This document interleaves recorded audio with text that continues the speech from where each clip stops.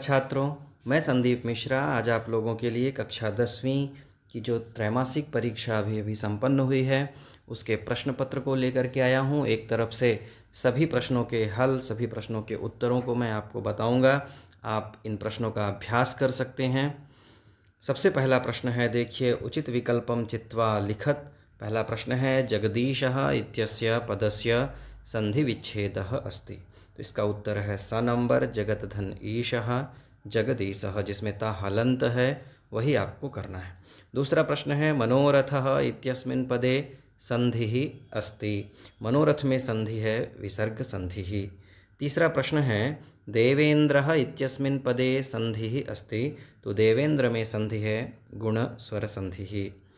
चौथा प्रश्न है, द्वंद्व समासस्य उदाहरणम अस्ति। द्वंद्व समास का उदाहरण है पितरौ।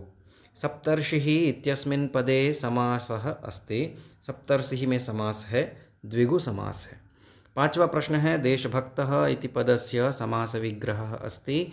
देशस्य भक्तः देशभक्तः। इसके बाद देखिए हम दूसरे प्रश्न की ओर चलते हैं। दूसरा प्रश्न क्या कह रहा है, कोष्ठकात् चित्वा रिक्त स्थानानि पूरयत। कोष्ठक में दो शब्द दिए गए हैं, हमें रिक्त स्थानों को भरना है। तो यहाँ हो जाएगा अत्र जीवनम दुर्वहम अस्ति। अपि नहीं होगा, यहाँ होगा अत्र जीवनम दुर्वहम अस्ति। दूसरा है, सदा समयस्य सदुपयोगः करणीयः। यहाँ देखिए जो सदा है यहाँ खाली स्थान में हमें भरना है। तीसरा प्रश्न है, वनम इति पदस्य पर्यायपदम काननम।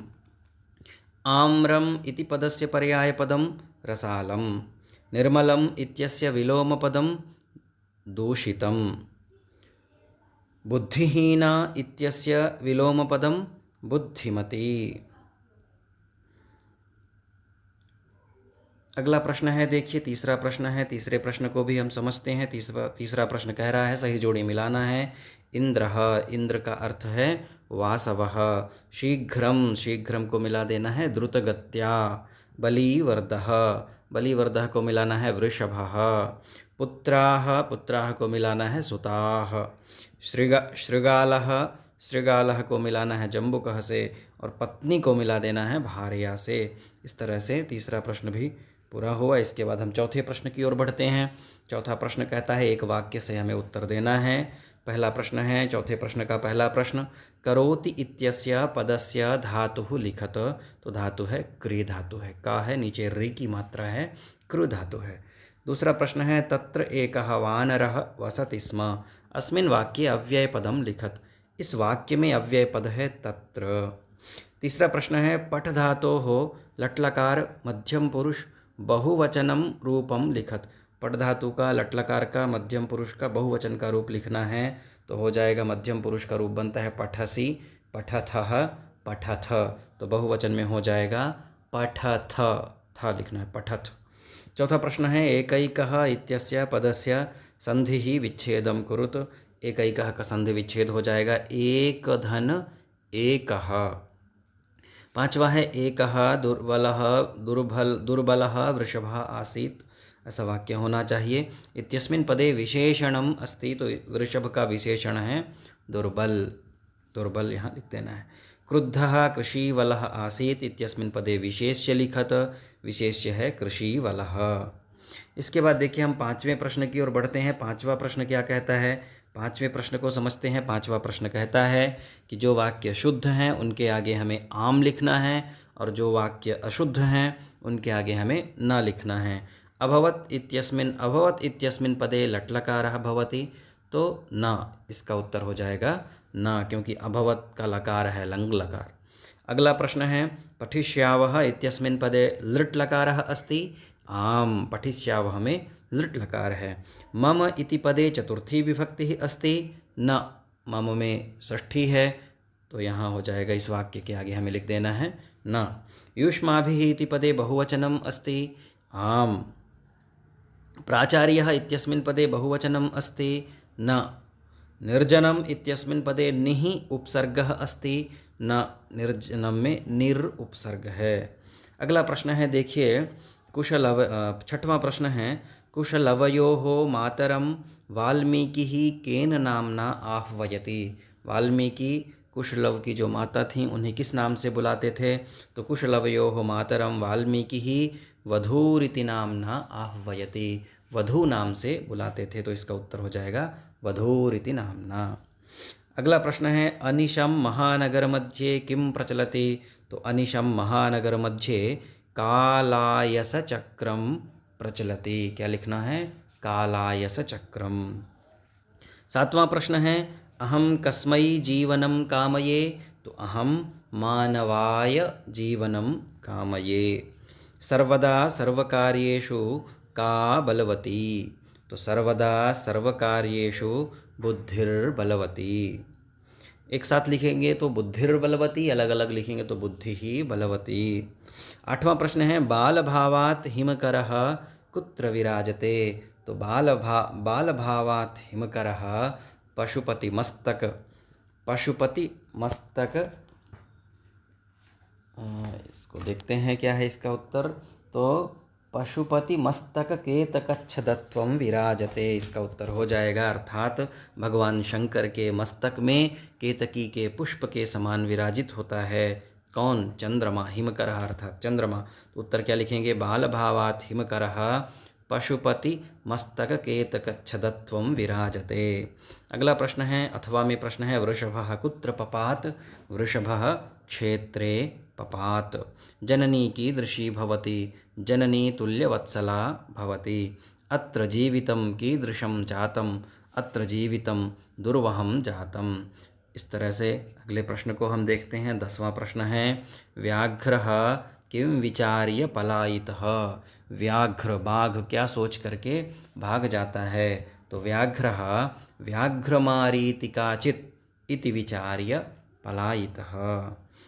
अथवा में है कविः कुत्र संचरणं कर्तुम् इच्छति? तो कविः एकान्ते कान्तारे क्षणं संचरणं कर्तुम् इच्छति। 11वां प्रश्न है रेखांकित पदमाधृत्य प्रश्न निर्माणं कुरुत कोऽपि द्वौ महानगरेषु वाहनानाम् अनन्ताः पंक्तयः धावन्ति। तो इसका हो जाएगा केषु, केषु वाहनानाम् अनन्ताः पंक्तयः धावन्ति, या फिर कुत्र वाहनानाम् अनन्ताः पंक्तयः धावन्ति। दोनों उत्तर आपके सही हैं। बुद्धिमती चपेटया पुत्रौ प्रहृतवती। तो बुद्धिमती कया पुत्रौ प्रहृतवती। धेनूनां माता सुरभिः आसीत्। इस प्रश्न में बहुत सारे छात्रों ने हो सकता है कि धेनु नाम के स्थान में केशाम किया हो, पर वह केशाम गलत है क्योंकि धेनु शब्द स्त्रीलिंग शब्द है, अतः यहाँ हो जाएगा कासाम माता सुरभिः आसीत। इस तरह से प्रश्नवाचक बनेगा। इसके बाद देखिए हम 12वें प्रश्न के उत्तर को देखते हैं। 12वां प्रश्न क्या कहता है? कहता है अधोलिखितानां वाक्यानि कः कं प्रति कथयति। नीचे लिखे हुए वाक्य कौन किसके प्रति बोलता है? इनमें से कोई दो बताना है। जानाम्यहं तस्य नामधेयम्। यह जो वाक्य है, यह वाक्य कुश ने राम से कहा था। जब राम ने पूछा था लव से कि तुम्हारे पिता का क्या नाम है, तो राम ने कहा कुश ने कहा, लव ने कहा मैं उनका नाम नहीं जानता हूँ, पर कुश ने कहा कि नहीं, मैं उनका नाम जानता हूँ। जानाम्यहं तस्य नामधेयम्। तो इसका उत्तर होगा कुशः रामं प्रति वयस्या अपूर्वं खलु नामधेयम्। और जब कुछ नाम बता देते हैं तब राम कहते हैं वयस्य अपूर्वं खलु नामधेयम्। तो किसको कहते हैं? रामः विदूषकं, राम विदूषक से कहते हैं। भो वासव पुत्रस्य दैन्यं दृष्ट्वा अहं रोदिमि। सुरभिः वासवम / इंद्रम, चाहे वासवम कहिए चाहे इंद्रम कहिए, दोनों वाक्य सही, दोनों उत्तर सही हैं। अब देखिए 13वें प्रश्न को हम देखते हैं। 13वां प्रश्न कहता है नीचे लिखे हुए पदों का अर्थ कोष्ठक से चुन करके लिखना है। ददर्श, ददर्श का अर्थ होता है दृष्टवान। ययौ, ययौ का अर्थ होता है अगच्छत। ईक्षते, ईक्षते का अर्थ होता है पश्यति। और मुच्यते का अर्थ होता है मुक्तो भवति। इसमें से हमें इस प्रकार से हमें प्रश्नों को हल करना है। अब यहाँ ध्यान देना है। 14वां प्रश्न है यथा निर्देशम उत्तरत कोई दो। जानाम्यहं तस्य नामधेयम् अस्मिन् वाक्ये कर्तृपदम किम। तो कर्तृपद है यहाँ अहम। विदूषकः आज्ञापयतु भवान्, अत्र भवान् इति पदम कस्मै प्रयुक्तम, तो यह जो भवान शब्द है यह विदूषक के लिए प्रयोग किया गया है, तो यहाँ हो जाएगा विदूषकाय। तस्मादंक व्यवहितम अध्यास्यताम सिंहासनम, अत्र क्रियापदम किम, तो यहाँ क्रियापदम हो जाएगा आस्यताम, आस्यताम। इसके बाद देखिए हम 15वें प्रश्न की ओर बढ़ते हैं। 15वां प्रश्न क्या कहता है? 15वां प्रश्न कहता है समस्त पदानि समासनाम च लिखत, कोपित्व कोई दो हमें समस्त पद और समास का नाम भी बताना है। मलेन सहितम, समलम, अव्ययी भाव समासः। हरिताः च ये तरवः, हरिततरवः, कर्मधारय समासः। नवा मालिका, नवमालिका, कर्मधारय समासः। 16वां प्रश्न है। 16वां प्रश्न क्या कहता है? घटना को क्रम से हमें लगाना है। तो सबसे पहला वाक्य हो जाएगा मार्गे सा एकम व्याघ्रम अपश्यत। दूसरा हो जाएगा व्याघ्रः व्याघ्रमारी इयमिति मत्वा पलायितः। तीसरा हो जाएगा जम्बुक कृतोत्साहः व्याघ्रः पुनः काननम अगच्छत। चौथा हो जाएगा गलबद्ध शृगालकः व्याघ्रः पुनः पलायितः। इस तरह से 16वां प्रश्न भी पूरा हुआ। इसके बाद हम 17वें प्रश्न को देखते हैं। दो सुभाषित हमें लिखना है अपनी पाठ्य पुस्तक से जो इस प्रश्न पत्र में ना आए हों, ऐसे हमें दो सुभाषितों को लिखना है। 18वां प्रश्न है, देखिए गद्यांश को पढ़ करके हमें उत्तर देना है। प्रश्न क्या है? बुद्धिमती केन उपेता पितुर्गृहं प्रतिचलिता, तो यहाँ लिखा हुआ है बुद्धिमती पुत्रद्वयोपेता पितुर्गृहं प्रतिचलिता, तो कुत्र केन उपेता के स्थान में हो जाएगा पुत्रद्वयोपेता। मार्गे कुत्र सा एकं व्याघ्रं ददर्श, मार्गे गहन कानने, मार्गे गहन कानने सा एकं व्याघ्रं ददर्श। तत्र राजसिंहः नाम राजपुत्रः, अस्मिन् वाक्ये अव्ययपदं लिखत, अव्ययपद है यहाँ तत्र। इस प्रकार से 18वां प्रश्न का पहला प्रश्न हो गया। अब इसके बाद हम अथवा को देखेंगे। अथवा में प्रश्न क्या पूछा है? गद्यांश है। गद्यांश के प्रश्न हैं कृषकः काभ्यां क्षेत्रकर्षणं कुर्वन्नासीत्, तो कृषकः बलिवर्दाभ्यां क्षेत्रकर्षणं कुर्वन्नासीत्। तयोः बलिवर्दयोः एकः कीदृशः आसीत्? तयोः बलिवर्दयोः एकः शरीरेण दुर्बलः, जवेन गन्तुम् अशक्तश्चासीत्। शरीरेण इति पदे का विभक्तिः अस्ति? शरीरेण इति पदे तृतीया विभक्तिः अस्ति। 19वां प्रश्न है, एक पद्यांश है। पद्यांश से प्रश्न दिए गए हैं। उन प्रश्नों को हमें पद्यांश से ही ढूंढना है प्रश्नों के उत्तर। प्रस्तरतले का न भवन्तु, तो प्रस्तरतले लतातरगुल्मा न भवन्तु। पाषाणी सभ्यता कुत्र न स्यात्, पाषाणी सभ्यता निसर्गे न स्यात्। तरुः पदस्य पर्याय लिखत, तरुः पदस्य पर्यायः वृक्षः। अगला प्रश्न है एक पद्यांश है। पद्यांश को पढ़ करके उत्तर देना है। मे कुत्र संचरणम, एकांते कांतारे क्षणमपि मे स्यात् संचरणम। इस प्रकार से उत्तर नीचे की लाइन में लिखा हुआ है। ग्रामांते किम स्यात्, तो ग्रामांते निर्झर नदी पयः पूरम स्यात्। ग्रामांते किम अस्ति, तो ग्रामांते निर्झर नदी पयः पूरम अस्ति। कंचित कालात् कुत्र नय, कंचित कालात् नय माम अस्मान् नगरात् बहुदूरम। इस प्रकार से इनका उत्तर हमें लिखना है। इसके बाद देखिए 20वां प्रश्न है। 20वें प्रश्न में देखिए एक नाट्यांश दिया है। नाट्यांश को पढ़ करके व्याघ्रः शृगालेन किम उक्तवान्, व्याघ्रः शृगालेन किम उक्तवान्, व्याघ्रः शृगालं किम उक्तवान्। शृगालेन नहीं होगा यहाँ शृगालम होगा। व्याघ्र ने शृगाल को क्या कहा, तो व्याघ्र ने शृगाल को कहा व्याघ्रः शृगालम उक्तवान् यत् यदि त्वं मां मुक्त्वा यासि तदा वेलाप्यवेला स्यात्। तो यहाँ देखिए इसका उत्तर लिखा हुआ है। शृगालेन सहितं पुनरायान्तं व्याघ्रं दृष्ट्वा का चिंतितवती, कह चिंतितवती नहीं होगा, का चिंतितवती। तो यहाँ उत्तर लिखा हुआ है बुद्धिमती चिंतितवती, यहाँ हो जाएगा बुद्धिमती चिंतितवती।